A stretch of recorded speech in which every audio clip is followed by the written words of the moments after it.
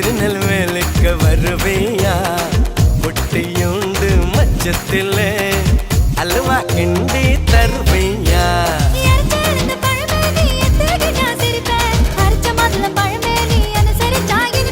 கிடைச்ச முந்தரி பழமே நீ கெட்டாட்டெல்லாம் ஜெயிப்பேன் பிடிச்ச வெள்ளரி பழமே வெக்கம் பார்த்த எடுப்பேன்